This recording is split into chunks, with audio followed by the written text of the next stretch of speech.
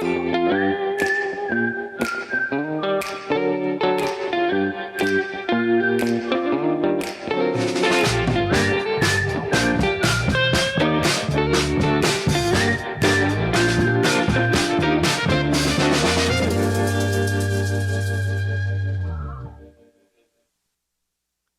is up, everybody? Welcome back to the Schmozone podcast, episode 12. I'm Dave Schmulenson, a.k.a. the Schmo. My co-host is... Helen Esports. Gosh, it's so good to be back here in studio. I was getting cabin fever. I know, this feels like a holiday morning. Yes. It feels great. Especially after a huge weekend in sports with the Jordan documentary. You got the NFL draft. Had to be back here in studio. I was itching to be back. Heck, last week's episode, I was the Schmo because I just needed change. So finally, we decided it'd be good to be back here for this one. But speaking of change, like you mentioned, so much happened this weekend. I know you were counting down the seconds for that, The Last Dance, the Jordan documentary, repping your authentic jersey right now, number 23, the original. I don't think I'm going to be taking this thing off for the next 4 or 5 weeks. No wonder something was smelling. Yeah, just lie to the audience right there. You know I smell fresh today. It's the Schmo stash. Thank you. It's growing in. The hairs are coming in. I give you credit. Yeah, the studio lights bringing it out. The hairs are coming in. You love it, right? Nah. Jordan had a stash, so I got to represent my team, my favorite player of all time, Michael Jeffrey Jordan. So it's definitely an honor that this is literally the only show in town. It captivated the entire audience Saturday and Sunday. I guess just Sunday. There was 2-part documentary. Over 6 million people watched it during that night, and probably over a million or two more since then, I imagine, for the people that didn't see it. And it's getting the platform 22 years later that it rightfully deserves. All these kids get to see the GOAT in action, see how dominant he was, a man amongst boys. And it's safe to say that that is the theme of today's podcast. Exactly. I mean, if they would have aired all 10, is it 10 episodes? 10. All 10 hours, we would have binge watched. We would have stayed awake the whole time. It was just that interesting, and there's so much to it. I mean, so many different layers to that story. How many hours did I spend on my computer just looking at other interviews and people talking about the documentary, looking at old footage and things that they were releasing since then, going deep into message boards, because you know this is like my favorite subject. I've been talking about it nonstop since the day we've met and years prior to. I know. It's perfect, and that's why today's show, an absolutely loaded show, we're going to be hearing from 2 Zoom conference-style interviews that we had with Hall of Famers during this Jordan era in their respective right. Terrell Owens, T.O., 6-time Pro Bowler, arguably the second best, third best wide receiver of all time. You'd only put Jerry Rice ahead of him. You can flip a coin or make an argument for Randy Moss, but he was there playing for the 49ers during Jordan's heyday. And then you interviewed Mark Henry, world's strongest man, WWE Hall of Famer, and we asked them about their reaction with Jordan and talking about the GOAT and their stories. Yeah, and they had very interesting things to say. I'm super stoked for it. I'm stoked to play these things, too. It was an amazing time interviewing T.O., and I know you had a great time interviewing Mark Henry. Just getting these guys to open up and talk about his dominance and what he means and kind of what it would take a LeBron James or somebody else to surpass MJ as the GOAT, and their specific elements of what that would entail. That is the most intriguing part, especially when it comes from athletes that were at the top of their respective sport. Stuff, you know, the big guys at ESPN would be drooling over. Exactly. And is it right to continue to make those comparisons between Michael Jordan and LeBron James? Listen, until LeBron is going to surpass him, and he already has in points and assists and all those different categories. He's going to beat him in a lot of those categories based on the fact of longevity. He's already played longer in the NBA than Jordan did. It's just by the sheer numbers. You know, Jordan retired twice. He played professional baseball for a year and a half.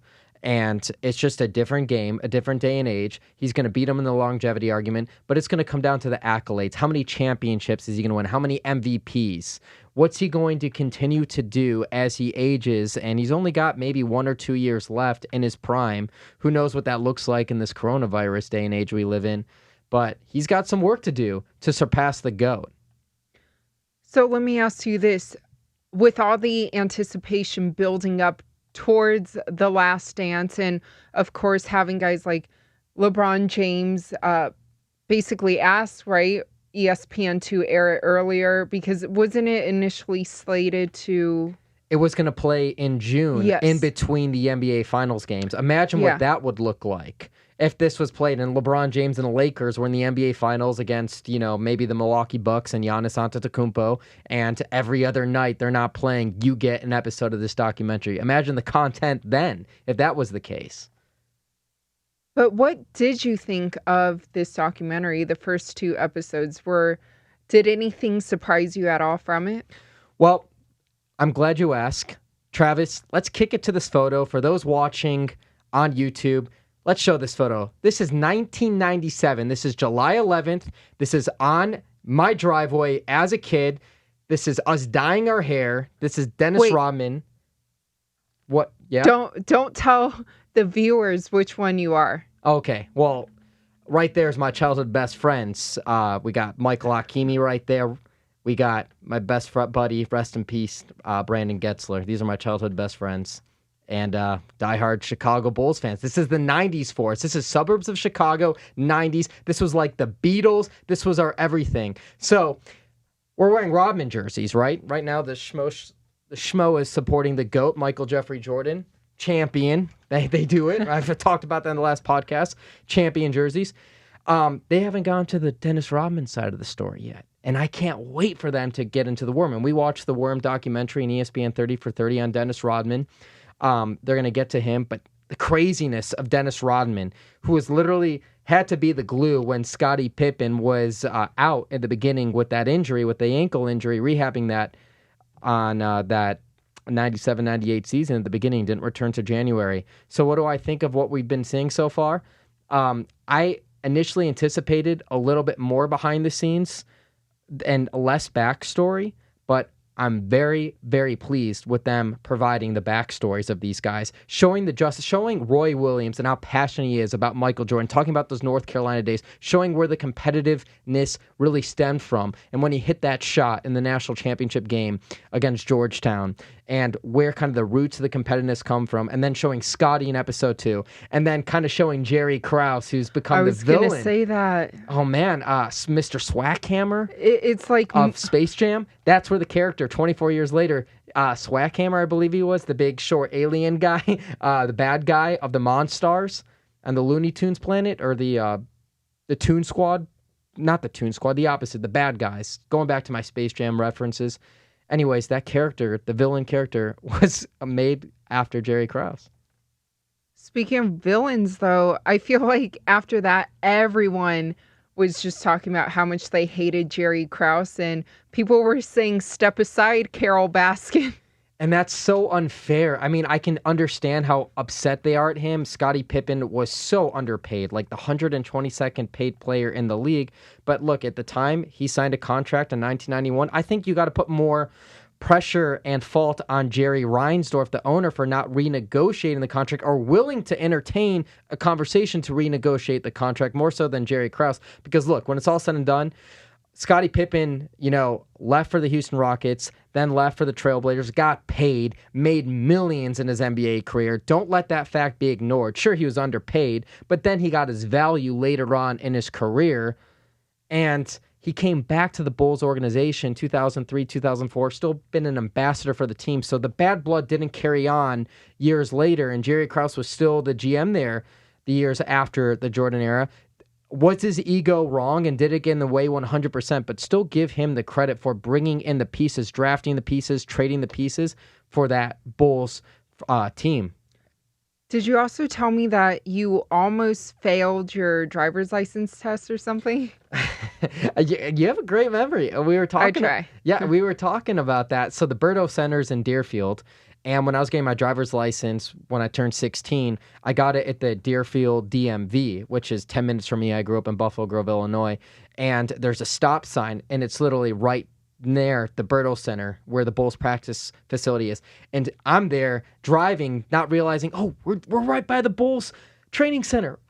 And I didn't see the stop sign. I nearly went right through it, nearly failed my driver's test because I was so excited. We were driving by the Berto Center where the Bulls practice, because so many times when I was a kid, and I grew up in the 90s, 6, 7, 8 years old, watched every Bulls game religiously. I remember Jordan playing the Seattle Supersonics and the fits that Gary Payton, the glove, the best defensive point guard in NBA history, gave Michael Jordan during that series. And then the John Stocktons, the Russell, Byron Russell guarding Jordan, and Karl Malone would be a beast, Hall of Famer in any era. I remember how amazing Jordan was, and how I just wanted to get my parents to drop me off because I didn't have a car, obviously, back in those days, to wait in line or whatever I had to do, just camp out to get MJ's autograph. Did you? No, I mean, honestly, everyone asks, what's your dream interview as the Schmo? With hands down, I'd only get nervous for him, and the only one that I have to get, and I'll know I made it,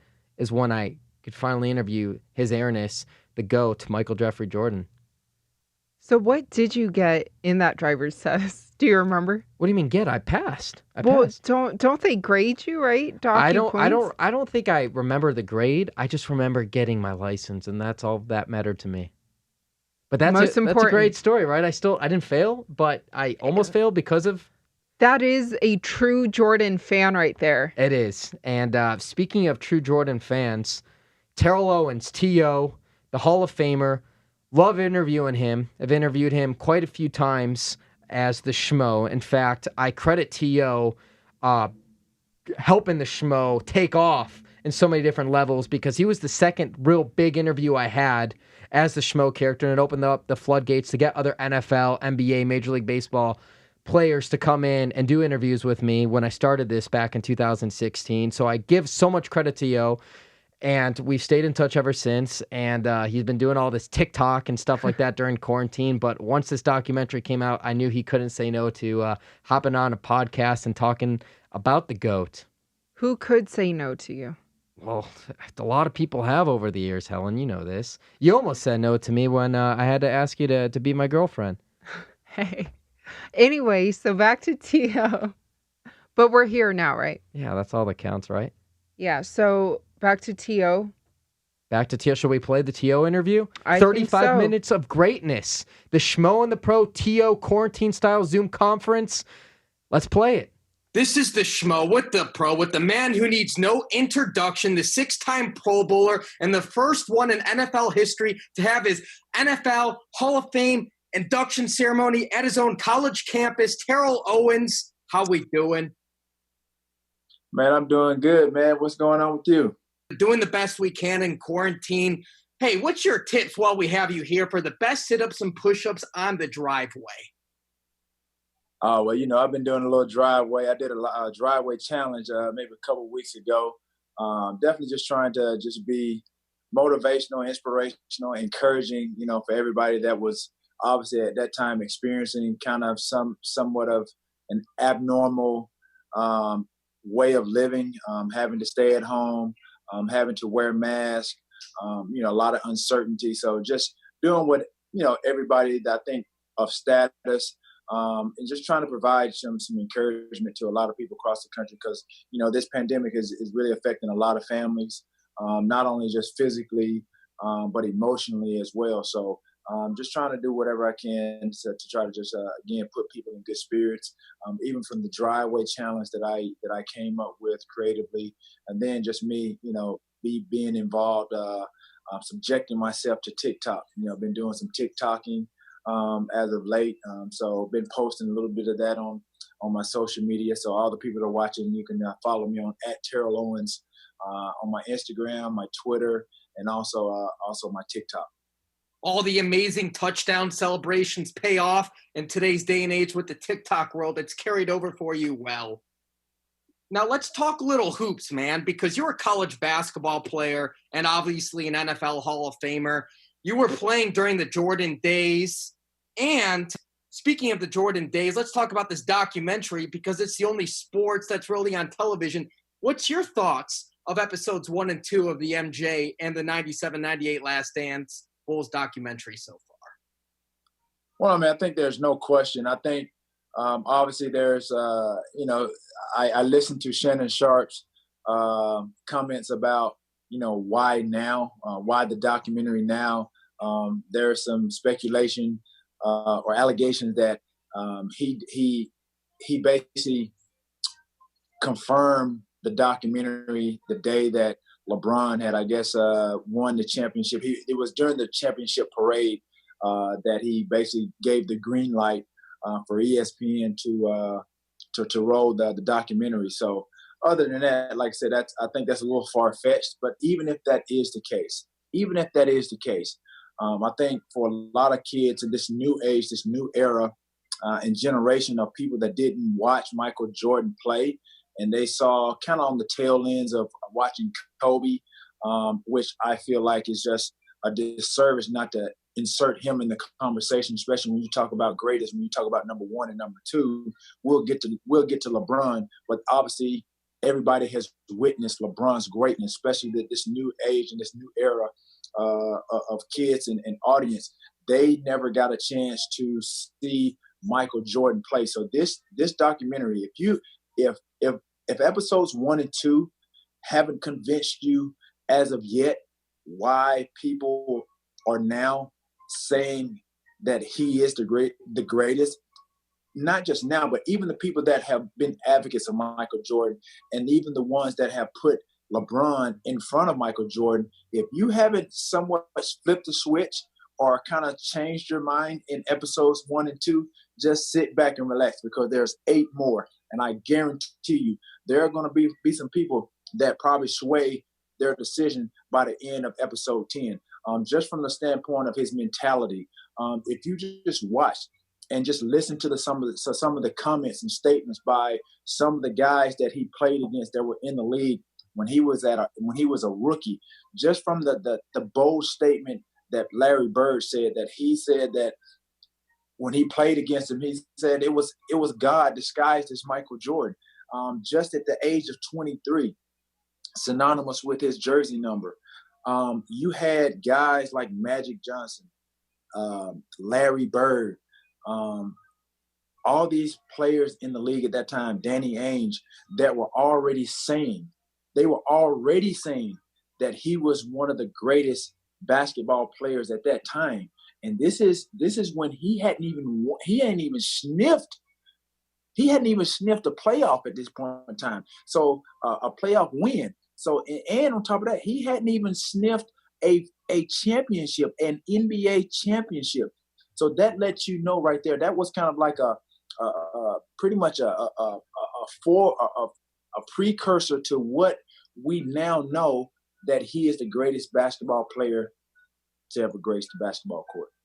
And Larry Bird's comments in that 86 playoffs were also the time before Scottie Pippen, his Robin, was even in the NBA at that time. He wasn't in the league till 87.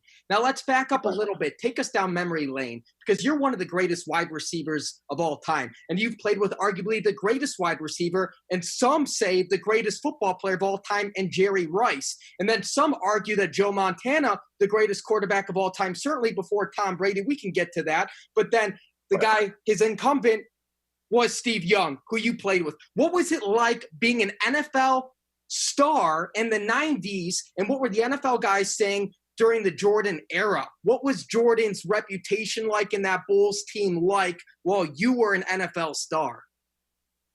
For me, it's an honor. I mean, and I take great pleasure in, again, at that time, and then kind of thinking back to then in the Jordan era, and thinking about where I am now, sitting here today as a Hall of Famer. I was once, there were people that were saying that I was the Michael Jordan of football. So to kind of, have a statement said about yourself at that given time, and then put it in the context of, referencing, being one of the greatest football players with one of the greatest basketball players of all time. I mean, that was kind of like the highest compliment I think anybody could have received. But when you think about, some of the greats that I've played with, you mentioned a couple of those guys, Jerry Rice, Steve Young, and then, like I said, you put in comparison, obviously they're two different sports, and then I think you witnessed what Michael Jordan was doing. Dude, it's hard to now kind of explain to this new generation of why we say and Michael Jordan's the greatest basketball player of all time. And it goes beyond their thought process because they've only witnessed what they've witnessed, and that's LeBron. So again, I think as I mentioned, that the documentary, I think it's going to serve its purpose to kind of shed light on how good Michael Jordan was and then how great he became. And so it was a process, and it shows you really, I think, his will to become the best basketball player. And then it's not even, for me, it shows you where Kobe got his work ethic from and his mentality from, because he saw a guy that was a rookie, did what he did as a rookie against the Boston Celtics, came in, just kind of took the league by storm. And if you listen to a lot of those guys, who are, some of these guys are Hall of Famers now, that weren't Hall of Famers then, and you listen at their commentary then, and you listen at it now. Again, you have some guys that are speaking to LeBron in the same sense, but then you have those guys that saw it firsthand, played against him firsthand, and they're giving you firsthand knowledge and information. I was going through some Instagram posts, and I saw some stuff, and I saw Steven Jackson chime in, and he basically said, I mean, there's no question, he's played against all three. You know what I mean? He's played against LeBron, he's played against Michael Jordan, he's played against Kobe. You have to take into consideration, into account, somebody that has lived it, breathed it, did it. And so you can't take somebody that's a fanatic like Shannon Sharp. You can't, yeah, he's very educated, he's a fan, and you can't discredit, obviously, his opinion, but you can't discredit and discount somebody that has played against all three, and they tell you firsthand, like, why each is in their place according to how he ranks them, and Michael Jordan is at the top, and then there's Kobe.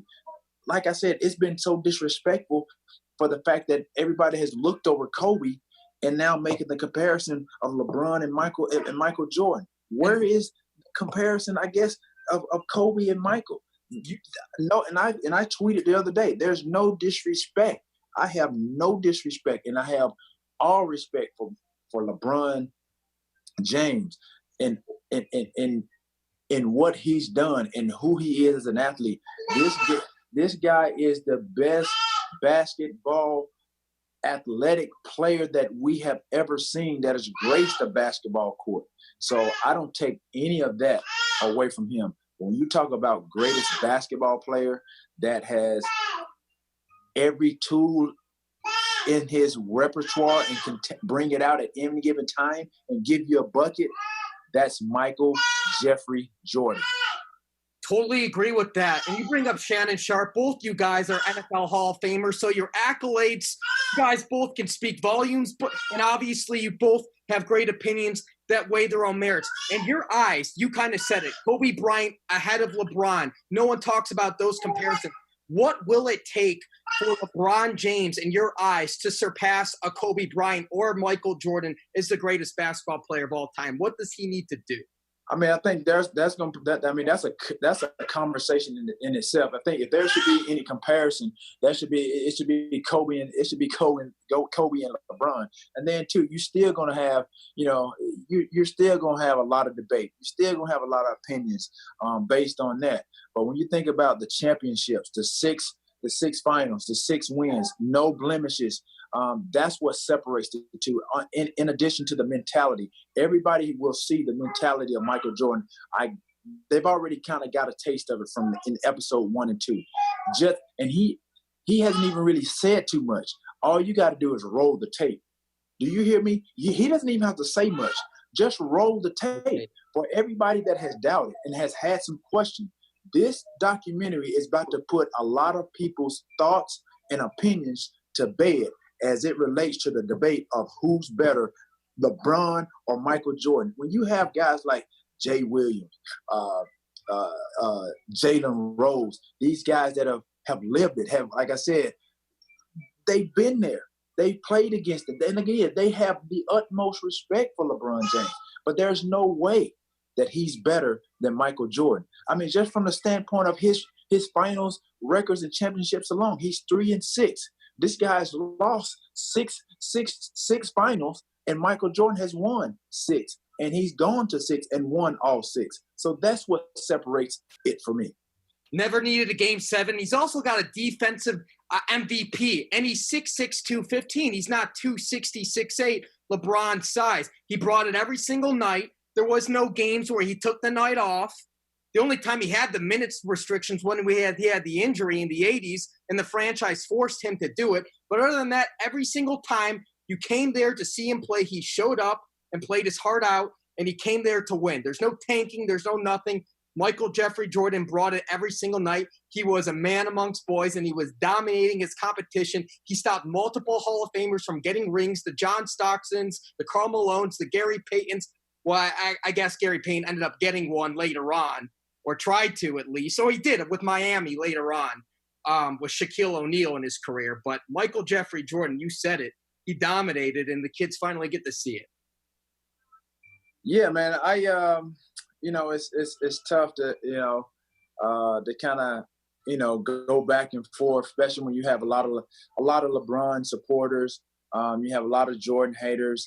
But again, 6 rings on Michael Jordan's finger. All the accolades that has come with his illustrious career. And again, like I said, the next person in line, I think, is Kobe. I think, like I said, the documentary, I think it was a genius idea. Like I said, from what I heard is they've always had this documentary, they had this content, and they were just waiting for the right time to release it. And this is no better time than to do so when the world is at a pause. Honestly, I'm talking about the entire world is at a pause. All the people that love and adore LeBron, I guarantee you, this documentary will sway, it will shift their opinions about who's the greatest basketball player. And I know I'm probably sounding redundant here, but when you think about it, it will shift their thought process about who's the greatest of all time. And like I said, we knew the media would try and push a narrative. Again, LeBron's very athletic coming out of high school. Obviously, that's something that Michael Jordan, didn't do. Again, to have the career that he's having at this age, at this time, and to be playing at such a high level, it's very, very remarkable to see what LeBron is doing.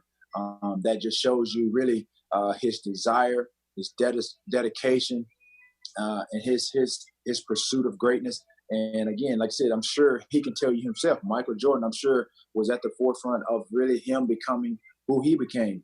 When you think about the athletic ability of a guy like LeBron, Michael Jordan didn't possess all of that. Michael Jordan possessed other things, other intangibles that made him who he was. When you talk about back to the basket game, when you talk about mid-range, when you talk about, extending his game out to the three-point line, which is probably his weakest, which is probably the weakest of his game. He wasn't really known as a three-point shooter, but there are times where he had to go in that toolbox, depending on, what house he had to wreck. He went in that toolbox and he had to knock down the three. So right now, like I said, the generation of kids, like I said, that are all glued to this documentary, this couldn't be a more perfect time to really just shed light. And it's not even to really sway people, but I think the information, how informative this documentary is, will shed light and give you some insight on why people are so enamored just like people are enamored and in love with LeBron James. Now they will see why everybody's enamored and in love with Michael Jordan. And like I said, it's not just, it was more than just his approach to the game. It was the way he played the game. He had a mentality, again, like Kobe had. It was a killer instinct. Like I said, I'm sure if there was some type of way to coin Michael Jordan's approach to the game, such as like a Mamba mentality, then I think, like I said, it would do it justice. It would do him some justice. But just watching him and the way he carried himself, how professional he was, I mean, I don't think there's enough words in a dictionary to really, or one word that comes up to mind to really identify really what this guy has done for the game of basketball, not only for a global standpoint, iconic standpoint, but just from a lot of kids and athletes that have, even like myself, that has wanted to be and play like Michael Jordan. You hear from guys like Allen Iverson, who basically says there would be no Allen Iverson if there wasn't a Michael Jordan. These are powerful statements. Again, when you talk about some of the greatest athletes that have played basketball, and this is a guy, that played that's under 6 foot damn near and played like a giant. You know what I mean? So when you have guys like that are really trying to not reinforce but reiterate what we already know and trying to shed light to all these people that are trying to almost kind of force LeBron in front of Michael Jordan. Of course, the numbers, like I said, if Michael Jordan played in the era that that LeBron played in, bro, he would average probably like 40 to 50 points a game. That's what Coach Van Gundy said too. And even the Detroit Pistons, the bad boys, the back-to-back champions, they create their own rules, the Jordan rules, to defend Michael Jeffrey Jordan. That speaks for itself. Now, let's also transition a little bit here. We're 2 days away from a cyber NFL draft. What do you make of doing this draft cyberly? What's your feel for this? And if you're drafted cyberly, how would you feel as a player from college? Man, I don't even know, man. I've been so into this Michael Jordan documentary. I've been waiting on this Michael Jordan documentary so much. Dude, I haven't even really thought about football too much. I'm thinking about, I got one more point before we go to football. Just think about this right here. Just think about this. Think about the Hall of Famers now that have beat LeBron for a championship. You have players, and you have players that have played against him. You have Hall of Famers that have played against him and beat him for a championship. You can't say that about Michael Jordan. Correct. You can't. You cannot say that about Michael. Sorry about that. Hold on. I try to turn my thing up. You cannot say that about Michael Jordan. That's what again, there are so many little statements like that puts a big gap between the two. Just listen to what I said. There are Hall of Famers out there saying that Hall of Famers' sons, people's sons are saying that I beat LeBron James for a championship. They can't say that about Michael Jordan. They can't. They can't say that about Michael Jordan. It haunts Barkley to this day. It haunts Charles Barkley to this day. Hakeem Olajuwon, the first overall pick in that draft, he only got his rings when Jordan retired to pursue professional baseball, who, by the way, was getting much better at it by the day, and then came back to win another three-peat NBA championship. It's unbelievable. Exactly. And that just shows you it's almost like the MJ effect, the Michael Jordan effect. That just shows you, what he did, for the game.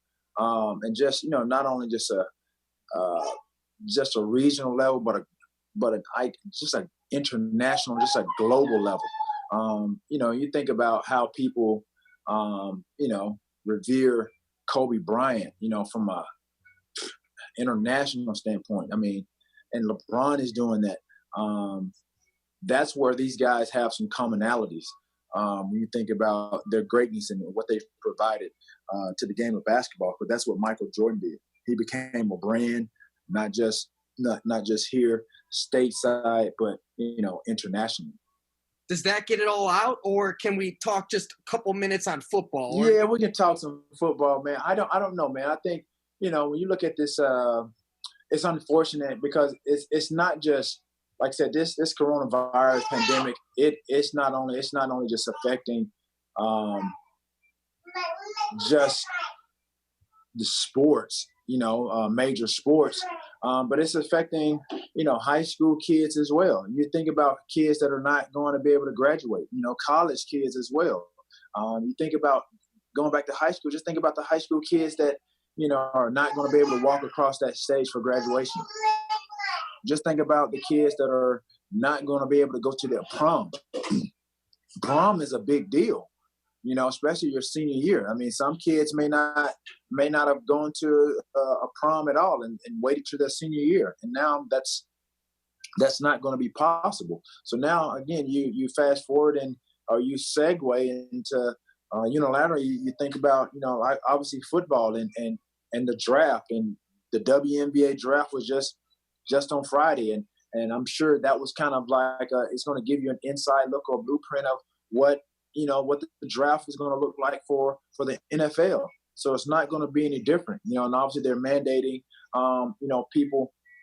families to have no more than 10 people in the household, celebrating obviously the biggest moment, of these kids' lives and of their families' lives. So, it's just the cards that you're dealt, and you just have to, deal with them accordingly. So, I don't have any comments one way or the other, negatively or positive, Leah. I just think that's just where we are right now, and these are the cards that we dealt, and we have to go and play by that. Last question regarding the draft. You played for the Bengals in 2010. They got the first overall pick. If you're the Bengals, do you take the quarterback Joe Burrow from LSU? Is he the lock? Is the first overall pick in the NFL draft? Oh man, I'm taking Tua Tagovailoa. Alabama. I think this out of Alabama. Again, I mean, I think it's something that probably would be, if I'm the GM, it would be unexpected, because obviously, you look at Joe Burrows and what he did collegiately. Like I said, you've had guys that have played equally, if not better, or just as good as Joe Burrows, and these guys haven't really fared out well. So again, just because you have, I mean, the potential is there, but that doesn't mean that your playing at the collegiate level is going to immediately transition and transfer at the professional level. But when I look at, if I just happen to look at both tapes of Joe Burrows and I'm looking at a tape of Tua Tagovailoa outside of the injuries, you take him first overall, even with the hip injury and all the reports about the physicals and stuff. You take Tua first. I mean, injuries are part of the game. I'm sure this is not the first time a number one or a top pick has obviously dropped because of injuries and things of that nature. I mean, what's the difference in drafting Joe Burrows and investing a lot of money in him, and then he goes out preseasons and have a career-ending injury? It's no different. That the risk is going to be there regardless. So I just think when you look at the totality of a quarterback's play, and you look at how Tua, I think he's head and shoulders above the quarterback competition. When you think about and watch him, how he dissects, and the defenses, his ball placement, the way he delivers the ball. Again, like I said, his mobility, he's not going to be your Michael Vick. For me, he's sort of like he's like a Steve Young. When you talk about pocket passer, left-handed, that's who he reminds me of. Again, he doesn't have the escapability of a Michael Vick. But when you think about a guy that's left-handed, Matt Leinart, these are guys that he eerily reminds me of. But when you talk about his timing, the way he gets rid of the ball, this is something again that just, I mean, it's eye popping. It shows on the tape, and that's why I feel like he should be. Honestly, if I'm a GM, I'm taking him keeping whatever pick close to vest. And if it's a surprise pick, I'm picking Tua Tagovailoa because, when you talk about quarterbacks and winning ball games, there's a lot that factors into that. Obviously, management, head coach, and you talk about your quarterback, who's the leader of the team. He's been there. He played at the University of Alabama. When you look at the success of at the University of Alabama that he's had, he's one of those guys that has continued that success. Nick Saban has seen that. He saw that when they had Jalen Hurts going to a championship game. Jalen did play very well. Inserted a freshman, a true freshman, at halftime to come in, and he took those guys to victory. That right there sets him apart for me from Joe Burrows. And even out of high school at the Nike Elite 11 football camps, he was the best quarterback. Trent Dilfers ranting and raving about him. The Schmo was actually there in Redondo Beach to watch him do it. Phenomenal talent and only got better throughout time. The last NFL football question for you, T.O., because, hey, get your popcorn ready. You were an outspoken guy when you were playing, man, one of the best of all time. Talk to me about Antonio Brown. Do you think another NFL team's going to give this guy another shot? Should they give him another shot?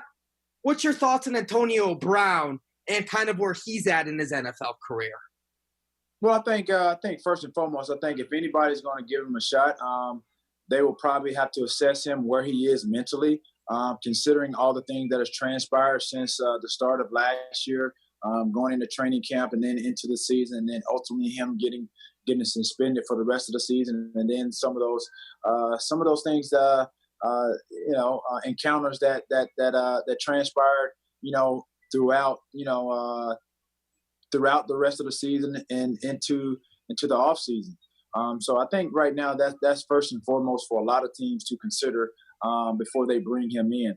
But outside of those things, I feel like he's a type of guy. Once he realizes and recognizes, what he needs to do for himself personally, his family, get all those things in order, then it's back to business of being the football player, the great football player that he is. But I have no idea, what the team's mindset, an owner's mindset or process is as far as what it will take for them to bring Antonio in for a workout, tryout, whatever the case may be. There's no doubt that the guy can still play. So it's a matter of, like I said, addressing these issues that happened since training camp, addressing those things, and then, like I said, I'm sure sit down, him with management, owner, GM, or what have you, and then have him be accountable for some of those things, and have him commit to them that they can count on him, whomever that may be, if they sign him going forward, and that these issues won't be a problem. But never to take away his passion, his love for the game. He's a guy, like I said, a social media guy.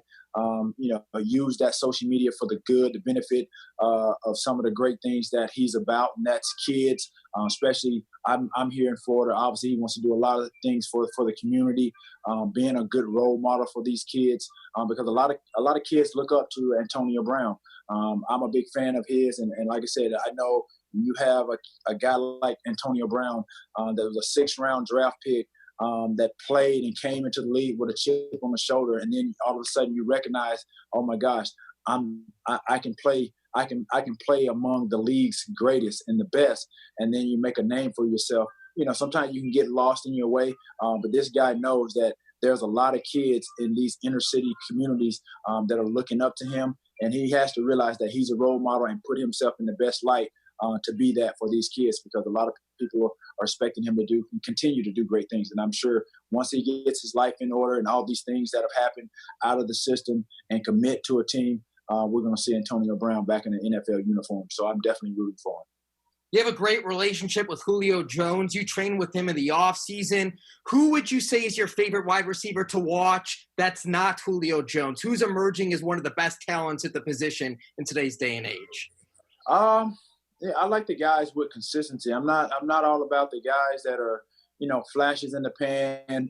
Obviously we're in an era where social media platforms, and anything that you do on social media can take you from from a nobody to a somebody instantly.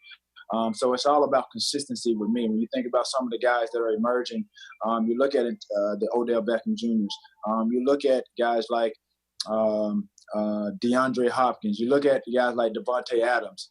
These are guys that are on the rise. And so in order for these guys, like you said, outside of Julio Jones, to be noticed and be and put in a category as one of the elite players to watch, it has to be consistency. And so as of right now, I think a lot of people, they'll be quick to ramble off like OBJ. But for me, like I said, it has to be consistency. He hasn't been consistent since he left the New York Giants. And then last year, I'm sure by his standards, and I'm sure obviously for analysts and people that have observed, his play since he's been with in that 1 year uniform of the Cleveland Browns, it's been a disappointment. So he knows that. I'm sure he has a lot of standards and goals that he has set for himself. Obviously, that's not how he wanted to start, his career off in a Cleveland Browns uniform. But like I said, every year is different. Put that first year behind him, and let's rebuild. Get back to the basics, and be that and more that everybody expects out of OBJ.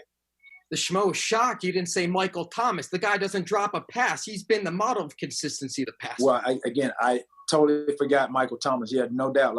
No disrespect to Michael Thomas. He definitely should have been included in those names as well. When you think about his production, as you said, and you talk about a guy that doesn't drop a pass, that would be DeAndre Hopkins. He did that a year ago. 115 passes thrown to him, 115 caught. So when you look at another guy that's just equally as productive, that's Michael Thomas of the New Orleans Saints, and he has a great situation down there in New Orleans. A great quarterback in Drew Brees, and you have a great coach in Sean Payton. So he definitely has a situation there that any receiver would love. When you have a guy, especially with the head coaching abilities and the resume that speaks for itself, and Sean Payton. And then again, how can we not talk about Drew Brees and what he's done?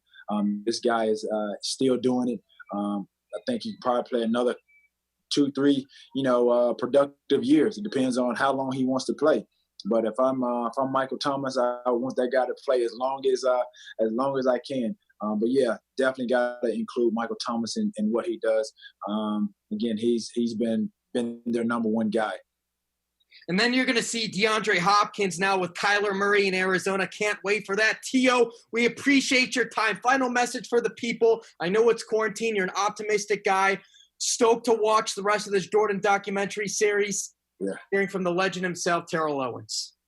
Yeah, absolutely, man. You guys follow me on all my social media. That's Instagram, Twitter, TikTok. Yes, TikTok. That's at Terrell Owens. And then, too, just a shout out to, we just started my podcast a few months back, Get Your Popcorn Ready podcast with T.O. and Hatch. We got to get you on our show as well. So definitely you can tune in to our podcast on any platform where you get your podcast. So, definitely tune in. We got some great guests. And so looking forward to getting you on there too, Joe. The Schmo cannot wait to join the pros on the Get Your Popcorn Ready podcast. We appreciate that. We'll be on that. We appreciate you, T.O. Have a great rest of your day. Stay safe. All right, no problem. Anytime, no doubt. Always a good time talking to T.O. I mean, that's how you do it. You got to talk to one of the best who's ever done it. And he's one of the best football players of all time. Played college hoops. His opinion actually matters. And I had to ask him about the NFL draft happening in 2 days. Tua Tagovailoa. He's got him first overall and not Joe Burrow. I thought that was fascinating. But I love what he says about the criteria. And I loved what he mentioned that you can't sit here and compare Kobe Bryant. I'm sorry, you can't sit here and compare Michael Jordan to LeBron James with overpassing the Kobe Bryant or LeBron James conversation. And that I thought was key there. I agree. I thought that was a really interesting point. But also what I loved about that interview was you were able to talk to him about so many different things and to even the Antonio Brown. Yeah, and that's fascinating too because, Terrell Owens was Antonio Brown before Antonio Brown, and arguably better. I think better. Obviously, the numbers show it. But he was the best wide receiver during his playing days. He was outspoken, didn't get along with his quarterbacks. But look, he had a long career. He set a bunch of numbers. What he did in the Super Bowl for the Eagles against the Patriots, playing on one foot, regardless of the fact that they lost, that performance on literally one foot, one leg was something I'll never forget as a diehard football fan.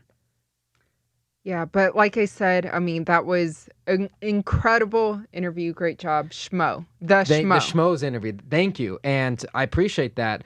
We're going to play your interview with the Hall of Famer Mark Henry. And I loved in your interview that you asked him the same question as me, pretty much. It's without knowing. Without knowing, too. Is that what is it going to take for somebody to surpass Michael Jordan as the GOAT? What would it take LeBron? Because you and I both agree, and I think pretty much most people agree that LeBron would be the second best player of all time, would be the one in the conversation with Jordan for the GOAT. What would it take for LeBron to surpass Jordan?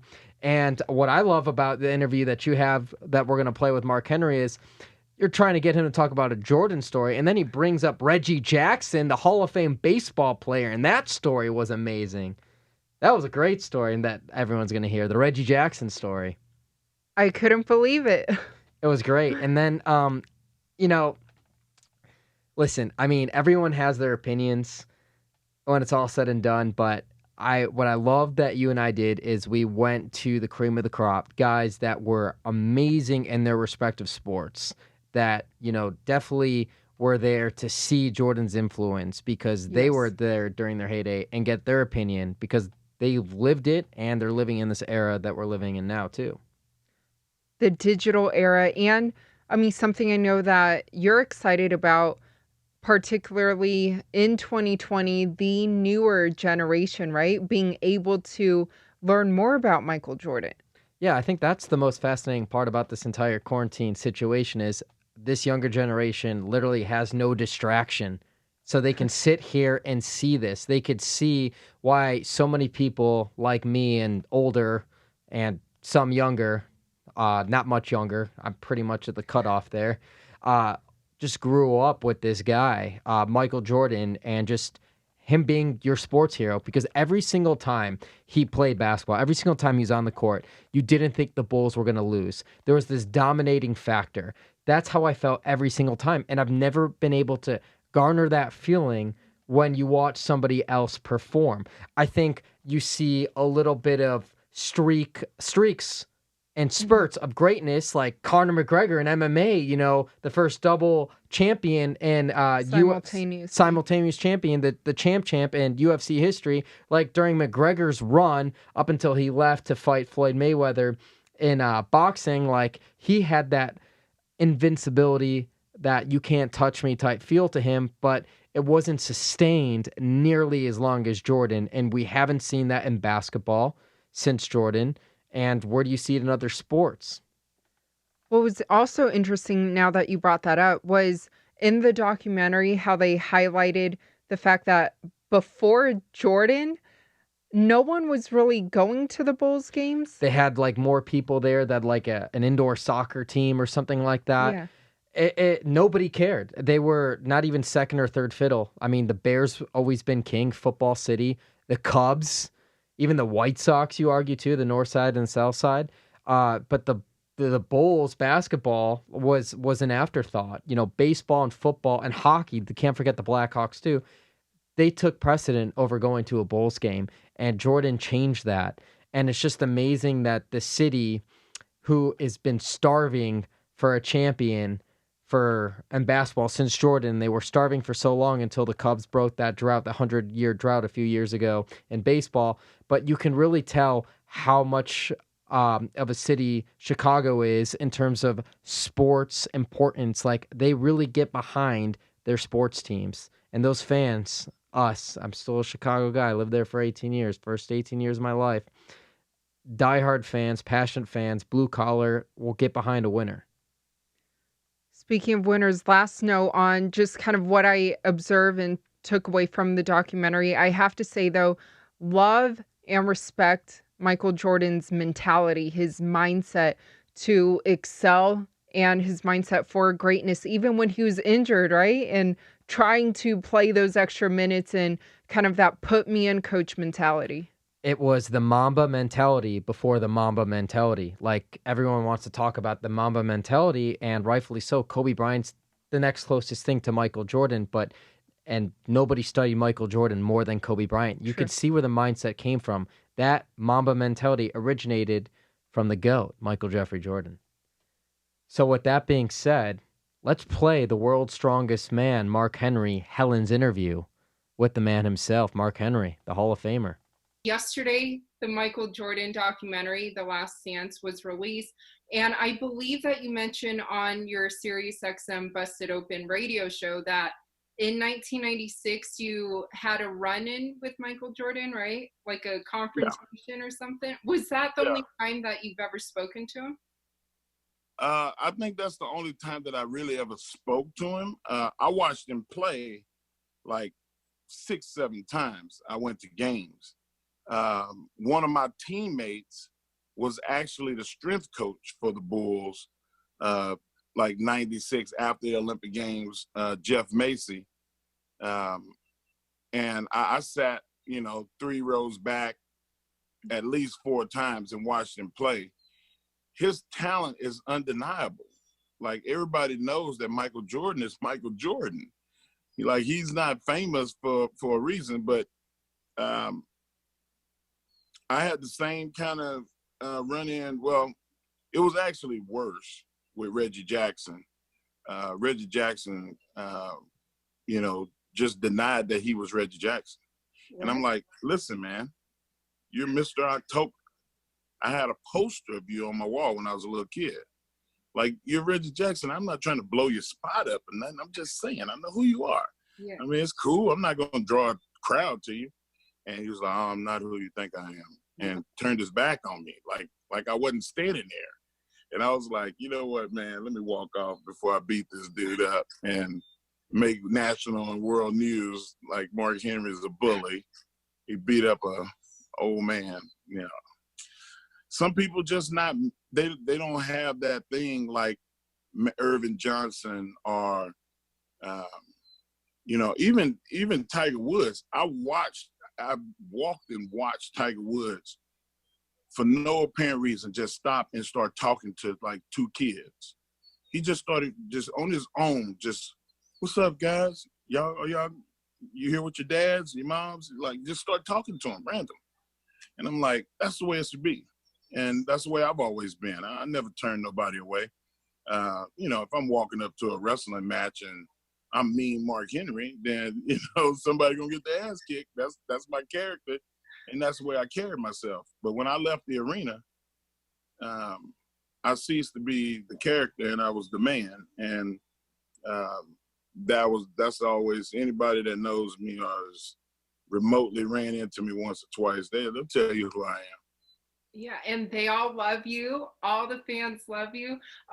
On the last note of the Michael Jordan documentary, though, did you happen to watch it? Or I did. I watched it. I'm gonna watch the whole thing. I'm super excited. His talent is undeniable. Michael Jordan, right now, currently, is still the best basketball player that ever lived. I think LeBron is really, really close on his heels. Really close. But they were different players. And that's the thing. If Magic Johnson and Larry Bird said that Michael is the best, I'm going to take their word for it. Sure. Well, what do you think it would take for LeBron to surpass that, even though I don't think they should be compared at all, I think that he's going to have another couple of titles. Yeah. And I think that he's going to have to obliterate all of the records. He's already close. Yeah. The thing about Michael is Michael was a guard that was able to do what LeBron did at small forward, being a bigger, stronger guy. But when it comes to athleticism and passion, I think that they both are equal.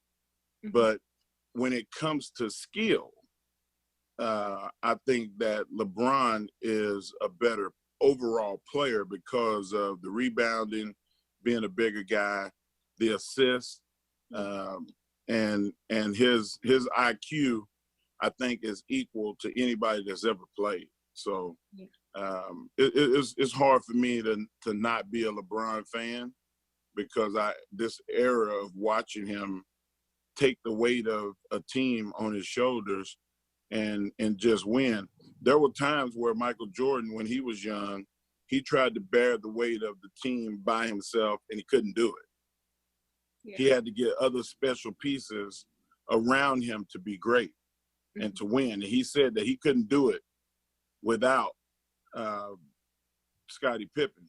LeBron took a team in Cleveland that the next best player was Kevin Love and won a championship. So for all those people that doubt his greatness, they need to look at the man and his body of work.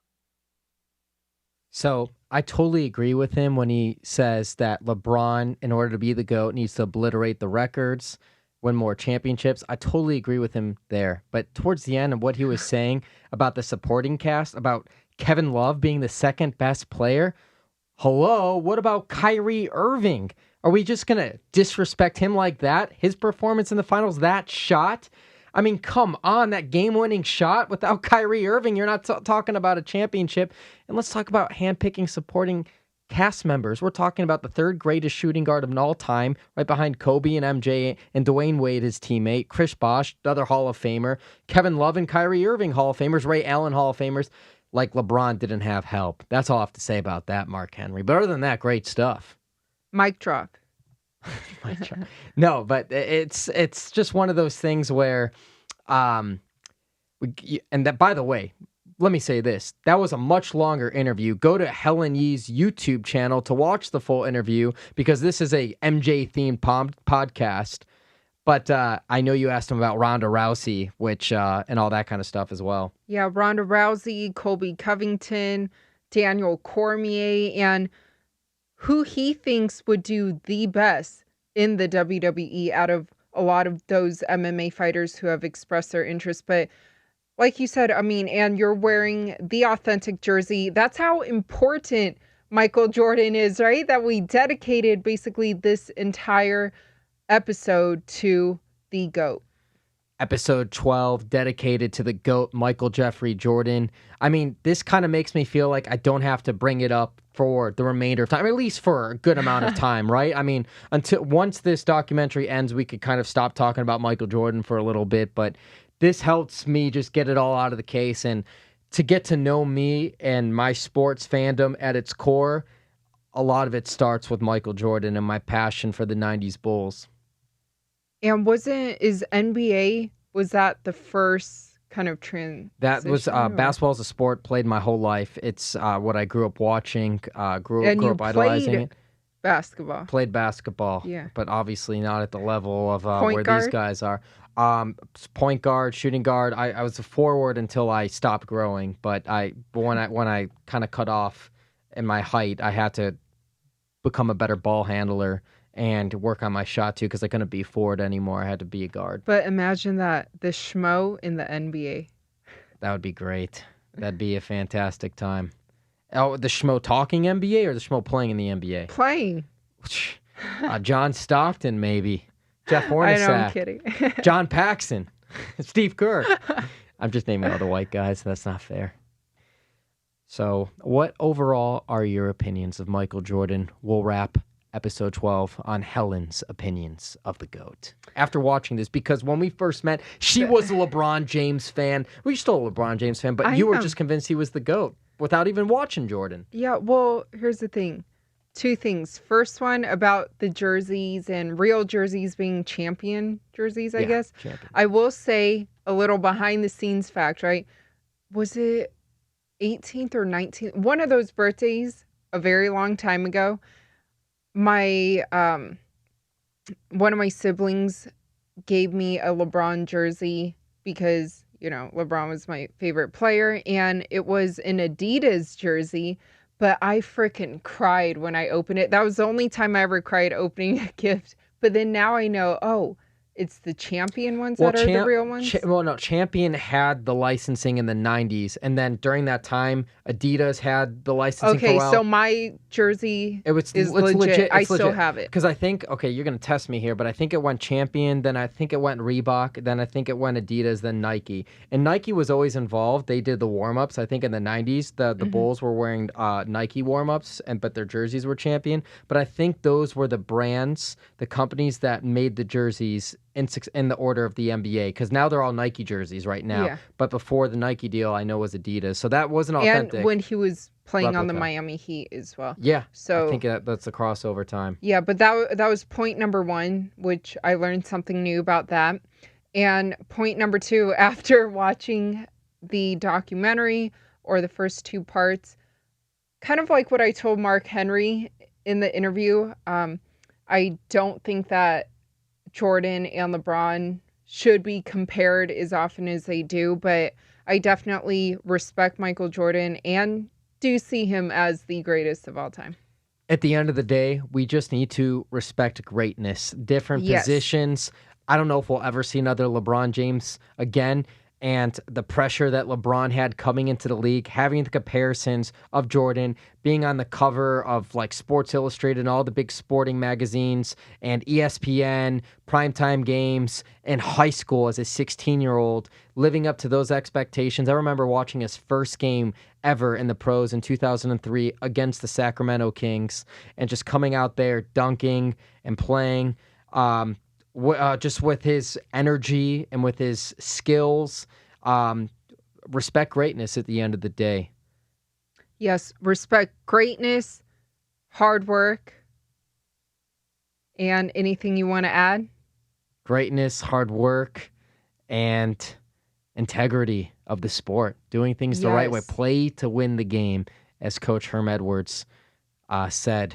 For the Jets, that's always a meme and a quote to remember for the lifetime. What a show we had today. We hope you guys are staying positive. We'll make it through this, and we'll be back with episode 13 pretty quickly. She's Helen Yee Sports. He's David Schmulenson. We're out.